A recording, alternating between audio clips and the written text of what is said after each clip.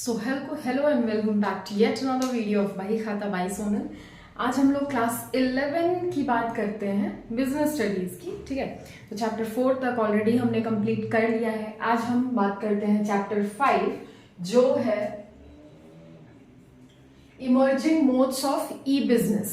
Emerging modes of E business, यहाँ पे ना केवल ई बिजनेस की बातें होंगी। ठीक है, and here E stands for what?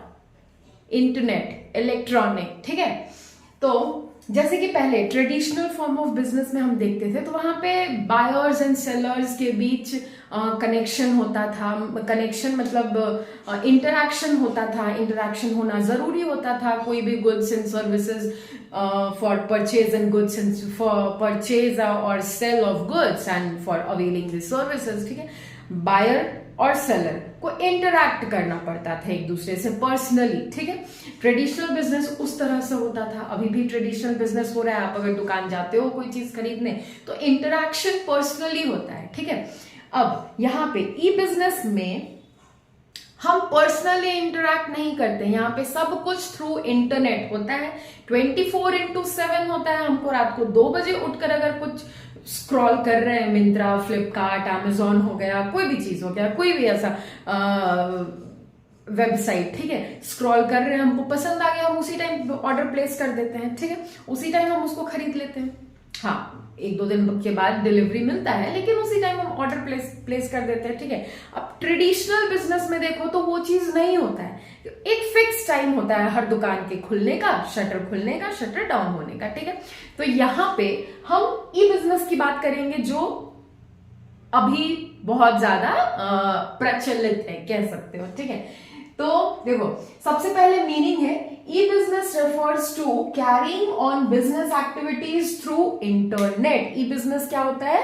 Carrying on business activities through internet, जहां पे हम sale and purchase of goods and services कर थ्रू इंटरनेट कर रहे हो, जहां पे जरिया हो, मीडियम क्या होना चाहिए? इंटरनेट होना चाहिए, तो वो कहलाता है e business. Business activities comprises of industry, commerce and trade। और business activities 3 चीज comprise करता है। क्या क्या? Industry, commerce and trade. ठीक है, अब ट्रेडिशनल बिजनेस की बात करें और ई बिजनेस की बात करें तो ट्रेडिशनल बिजनेस का बहुत सारा डीमेरिट्स भी होता है। डीमेरिट्स भी मेरिट्स डीमेरिट्स दोनों ही हैं। ई बिजनेस के भी मेरिट्स डीमेरिट्स दोनों ही होंगे। ठीक है, तो एक एक करके उसके बारे में भी बात करेंगे। ठीक, तो अभी मीनिंग ऑफ ई बिजनेस तो हो गया। ठीक है, आपको समझ में आ गया क्या होता है? Carrying on business activities through internet. यहाँ पे इंटरनेट मीडियम होना चाहिए। जरिया कौन होना चाहिए? क्या होना चाहिए? इंटरनेट होना चाहिए। ठीक है, now scope of E business में देखें तो स्कोप ऑफ ई बिजनेस में देखो, scope of E business 4 scopes of E business है। B2B कॉमर्स, आप लोग अगर शार्क टैंक देखे होंगे तो ये सारा वर्ड से बहुत ज्यादा फेमिलियर हो गया, हमेशा सुने होंगे B2B commerce, B2C commerce, C2C commerce, intra B commerce. ठीक है, तो ये चारों ही स्कोप हैं ई बिजनेस के। ठीक है, तो B2B कॉमर्स का मतलब होता है बिजनेस टू बिजनेस कॉमर्स। ठीक, क्या? Business to business commerce. अब एक बात बताओ, अगर एक साइड, एक सेकेंड दिख रहा है कि नहीं, पहले हम B2B कॉमर्स की बात करते हैं। ठीक है, बिजनेस टू बिजनेस कॉमर्स। ठीक, अगर एक साइड मैन्युफैक्चरर है, एक साइड मैन्युफैक्चरर है, ठीक है, दूसरे साइड होलसेलर है। ठीक, होलसेलर क्या करता है? मैन्युफैक्चरर से गुड्स खरीदता है, ठीक, तभी जाकर आगे रिटेलर को बेचता है। ठीक, तो यहाँ पे हम केवल 2 लोगों की बातें कर रहे हैं, मैन्युफैक्चरर का और होलसेलर का। ठीक है, होलसेलर क्या हुआ? मैन्युफैक्चरर के पास से सामान खरीदा, और होलसेलर अपने सेल्फ कंजम्पशन के लिए तो सामान खरीदा नहीं है, वो भी आगे किसी को बेचेगा। वो सामान रीसेल पर्पस के लिए खरीदा है। ठीक है, तो दोनों ही क्या है? दोनों ही बिजनेस फॉर्म्स हैं। बिजनेस फॉर्म्स हैं। मैन्युफैक्चरर भी बिजनेस फॉर्म है, बिजनेस कर रहा है इसको सामान बेचकर, और होलसेलर भी बिजनेस कर रहा है यहां से सामान खरीद कर। ठीक है, अब देखो दोनों ही बिजनेस है, तो हम कह सकते हैं business to business commerce, B2B commerce. मतलब समझ में आया, एग्जाम्पल भी समझ में आया होगा। ठीक है, दोनों ही पार्टीज क्या होना चाहिए? बिजनेस पर्संस होने चाहिए, बिजनेस फॉर्म्स होने चाहिए। ठीक है, नाउ अब बात करते हैं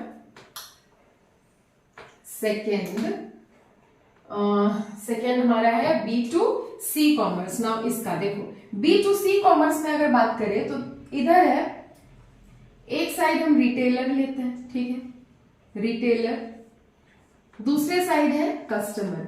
अब कस्टमर अगर रिटेलर से सामान खरीद रहा है तो वो आगे रीसेल के लिए तो खरीद नहीं रहा है, ठीक है, हम दुकान से सामान खरीदने जाएंगे, सेल्फ कंजम्पशन के लिए खरीद रहे हैं एज अ कस्टमर, हम जाकर किसी को बेच नहीं रहे हैं, ठीक है। तो यहाँ पे रिटेलर जो है वो बिजनेस फर्म है, ये तो बिजनेस कर रहा है, लेकिन ये बिजनेस नहीं कर रहा है, ये तो सिंपल कस्टमर है ना, ये क्या है, कस्टमर है। तो यहाँ पे B2C कॉमर्स हुआ, बिजनेस टू कस्टमर कॉमर्स। क्या, बिजनेस टू कस्टमर कॉमर्स। इसका भी मीनिंग समझ में आया, मीनिंग समझ में आया, एग्जाम्पल भी समझ में आया होगा। एक एक करके ये सारे जो भी चारों स्कोप्स है उनके मेरिट्स, एडवांटेजेस, फीचर्स भी करेंगे, ठीक है।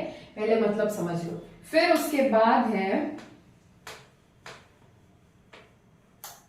C2C commerce. अब C2C कॉमर्स में देखो, C स्टैंड्स फॉर कस्टमर, अभी तक पता चल गया होगा आपको, ठीक है। तो C2C कॉमर्स में दोनों ही साइड कस्टमर होने चाहिए, दोनों ही साइड कस्टमर होने चाहिए। और दोनों साइड कस्टमर कैसे होंगे, आपको लग रहा होगा, है ना, कस्टमर सामान बेचेगा तो उसको कस्टमर कैसे, मतलब जो सामान बेचेगा उसको कस्टमर कैसे कहेंगे, कह सकते हैं भैया, ठीक है।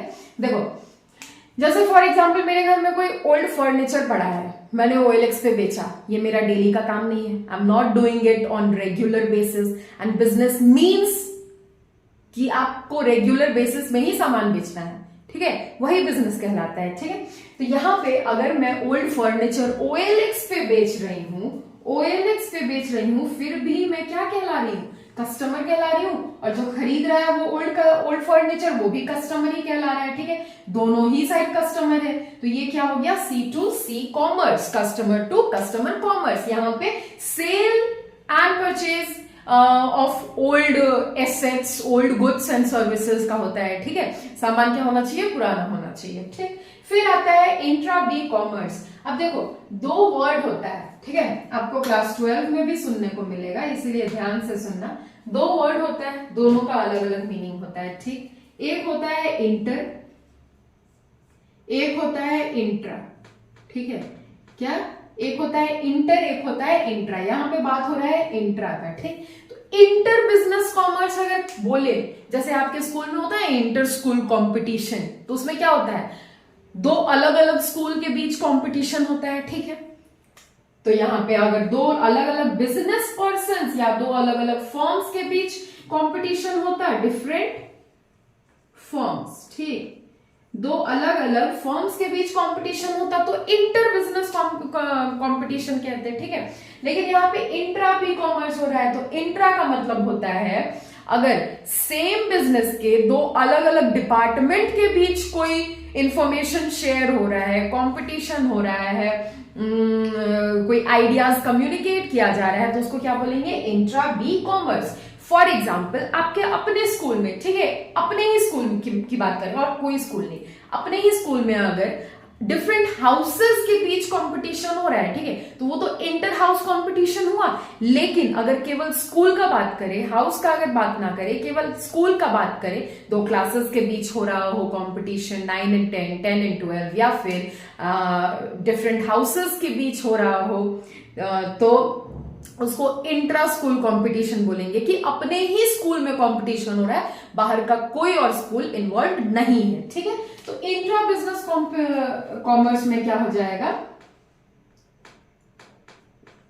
सेम फर्म या सेम बिजनेस, ठीक है, एंड डिफरेंट डिपार्टमेंट्स, ठीक, same firm same business and different departments, एक ही बिजनेस का दो अलग अलग डिफरेंट डिपार्टमेंट्स के बीच कम्युनिकेशन हो रहा है, कंपटीशन हो रहा है, आइडियाज शेयर हो रहा है, इंटरैक्शन हो रहा है, उसको इंट्रा बिजनेस कॉमर्स कहेंगे, ठीक है। जैसे परचेज डिपार्टमेंट सेल्स डिपार्टमेंट से इंटरैक्ट कर रहा हो, फाइनेंस डिपार्टमेंट कॉस्ट डिपार्टमेंट से इंटरैक्ट कर रहा हो, ठीक है, तो इसको हम क्या बोलेंगे, या फिर दो अलग अलग डिपार्टमेंट के मैनेजर्स आपस में इंटरैक्शन कर रहे हो, उसको इंट्रा बी कॉमर्स बोलेंगे। तो आई थिंक इन चारों का मीनिंग और एग्जाम्पल आपको पता चल गया होगा, ठीक है। तो अब इन चारों का हम फीचर्स कर लेते हैं, ठीक है। अब देखो एक एक करके सबके फीचर्स की बात करते हैं। तो पहला B2B कॉमर्स में है, कोलैबोरेशन हो सकता है दो बिजनेस फर्म्स के बीच, ठीक है। क्रिएशन ऑफ यूटिलिटीज की, अगर कस्टमर के सेटिस्फैक्शन, टेस्ट एंड प्रेफरेंस के अकॉर्डिंग एक फर्म अकेला काम नहीं कर पा रहा है तो दूसरे फर्म के साथ कोलैब कर रहा है, मिलकर काम कर रहा है, ठीक है। Commercial negotiation again between two firms, between two business firms, inviting tenders, अगर कंपनी को कोई काम कराना है, ठीक है, तो वो किसी खुद से सारा काम नहीं करना चाह रही है तो वो टेंडर्स इनवाइट करती है कि लोग टेंडर्स के लिए अप्लाई करेंगे, फिर जिसका कोटेशन सबसे ज्यादा अच्छा होगा उसको हम टेंडर दे देंगे, वो मेरे बिहाफ में काम करेगा, ठीक है। तो एंड डिस्ट्रीब्यूशन ऑफ गुड्स है from manufacturers to different distributors, as I said earlier, ठीक है। ये तो है सारे फीचर्स B2B कॉमर्स के। नाउ सेकेंड B2C कॉमर्स, ये हो गया, ठीक है। नाउ B2B कॉमर्स, ये यहाँ पे सेलिंग एक साइड बिजनेस फर्म होता है, दूसरे साइड कस्टमर होता है, जैसे कि मैंने एग्जांपल दिया बिजनेस फर्म, दूसरे साइड कस्टमर, ठीक है। B2C कॉमर्स, तो यहाँ पे क्या होता है, selling and distribution of goods and services, ठीक है। आफ्टर सेल सर्विस, अब आफ्टर सेल सर्विस देखो कस्टमर को ही प्रोवाइड किया जाता है, ठीक है। अगर हम कोई इलेक्ट्रॉनिक गुड्स पे डील कर रहे हैं तो आफ्टर सेल सर्विस प्रोवाइड किया ही जाता है, ठीक। हम अपने कस्टमर को आफ्टर सेल सर्विस प्रोवाइड करेंगे, केवल इलेक्ट्रॉनिक गुड्स पे नहीं होता है, बहुत सारे गुड्स पे होता है, ठीक है। जस्ट एग्जांपल के लिए बोला मैंने। फिर होता है promotion, different market activities, lodging complaints, कोई कंप्लेंट है तो उसको देख लो, फिर ठीक कर दो, ठीक है। मतलब act accordingly according to the complain of customer, ठीक है। थर्ड है C2C commerce, customer to customer commerce. यहाँ पे दोनों ही साइड कस्टमर होते हैं, जैसे मैंने बोला sale and purchase, sale of old second hand items, goods, ठीक है। वैसे ही सेलिंग ऑफ ओल्ड गुड्स, जैसे बुक्स भी हो सकता है, फर्नीचर हो सकता है, मशीन हो सकता है, कोई भी व्हीकल्स हो सकता है, ठीक है। सेलिंग ऑफ एंटीक आइटम्स, अब एंटीक आइटम्स भी यही आएगा, ठीक है, C2C कॉमर्स में, ठीक। क्योंकि एंटीक आइटम्स है, बहुत पुराना है। एंटीक किसको बोलते हैं, जो बहुत पुराना हो, ठीक है। और बहुत पुराना है तो वो एकदम नया तो हो नहीं सकता है कि हमने अभी मैन्युफैक्चर किया और बेच रहे हैं, ठीक है। तो सेकेंड हैंड कहीं ना कहीं वो भी ओल्ड ही कहलाएगा, भले एंटीक हो, ठीक है। Information about quality and durability, ये भी प्रोवाइड किया जाता है, कराया जाता है कस्टमर को बेचने से पहले, ठीक है, कि क्वालिटी कैसा है, यूज कितने समय तक होगा, ठीक है। ड्यूरेबिलिटी अगेन की कितने समय तक टिकेगा वो सामान, यूज किया जा सकता है, ठीक है। कस्टमर के साथ कोई चीटिंग ना हो जो खरीद रहा हो, ठीक। नाउ लास्ट हमारा बचा इंट्रा बी कॉमर्स, तो उसको भी करते हैं जल्दी से। देन इंट्रा बी कॉमर्स, तो इंट्रा बी कॉमर्स में again I said interaction between different departments of the same business firms, placing orders and giving instructions to the suppliers, recruitment, selection, training of employees, ठीक है। तो ये सारा हो गया features, सारे स्कोप ऑफ ई बिजनेस का, ठीक है। स्कोप ऑफ ई बिजनेस है, ये चारों लिखना, फीचर्स लिखना, मीनिंग भी लिख देना, ठीक है। पहले मीनिंग लिखना, उसके बाद ये सारे फीचर्स पॉइंट वाइज लिखना, मार्क्स कहीं नहीं जाएंगे, ठीक है। तो आज का क्लास बहुत ज्यादा लेंदी ना करते हुए यहीं पे थम जाते हैं और मिलते हैं फिर नेक्स्ट क्लास में with new and exciting topic of business studies, class 11, chapter 5, emerging modes of business activities. Till then class 11 में आप नए हो, इधर हम नए हैं, तो साथ मिलकर बढ़ते हैं, पढ़ते हैं, सीखते हैं, समझते हैं और एंजॉय करते हैं अपनी जर्नी को। चलो बाय।